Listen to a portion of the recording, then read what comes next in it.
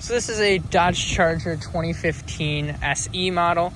I got it back in July at 24,000 miles on it, used, and I just want to talk about some of the things that I've noticed from driving it. So obviously, I've always enjoyed this car. It's a very nice looking car. That's why when I needed a car, I started looking into Dodge Chargers. Found a really good deal on this one, used, and it's definitely a joy to drive. I love driving this car. I think it looks great, and it's just super enjoyable. It feels great to drive. It is rear-wheel drive, and where I live, there is definitely a decent amount of snow in the winter. But with it being a heavy car, I really didn't have any issue at all driving it in the winter. So that's just something to note. It's really not an issue to drive in the winter in the snow. Obviously, I didn't drive through any crazy amounts of snow, but it is just fine in the snow with the rear-wheel drive. It's a pretty decently heavy car, and it wasn't an issue. I just got snow tires on it.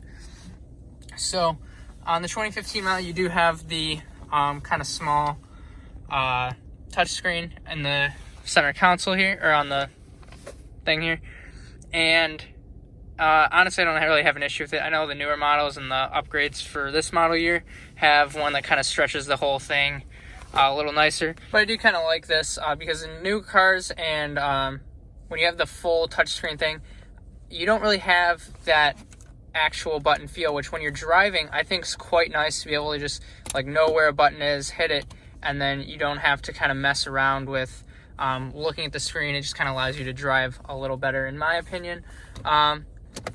So that is the thing. Down below, I do like the kind of control setup here. There's not a ton of buttons, but in my opinion, the ones that you need are there. You have the volume dial and turning that off, tuner, and the climate control buttons are all large dials. Very easy to do while you're driving. You don't have to look at it. And then you kind of have the controls for temperature over here, and then over here with the front defroster, rear defroster, and AC, recirculate air, all there. You do have dual climate. I never use the other ones, but those are there, and an option. So it is really nice. With that, the screen kind of ahead here, or the up front screen, you got the RPMs and the speedometer. I think they look really good, in my opinion. I do enjoy just how those look in general, as well as the middle screen is pretty nice size screen, looks good, and you do have plenty of options in there and kind of different screens to go through. As far as gas mileage, I do get pretty good gas mileage in this car. I get about 22 miles per gallon city, and between 30 and 32 miles a gallon highway. So honestly, for the car that it is, I think it's pretty good gas mileage. So then just kind of taking a larger look at the interior here. Seats in here, I do think are very comfortable, pretty nice. You do have kind of that bucket seat thing going on there. And the back seats, they're not that small. You can definitely pretty comfortably sit in the back of this car. I would say it's not bad at all. Like you can see on myself here, I kind of have my legs extended, and it's not bad in the back of the car. The middle seat, obviously you're kind of sitting on the transmission. That's definitely less than ideal, but not bad in my opinion for what it is. Obviously the middle seat expectations aren't that high.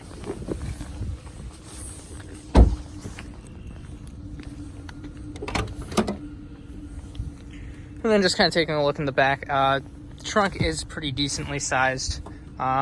Nothing too crazy back there, but I do like that there's a handle up above to pull down the trunk with.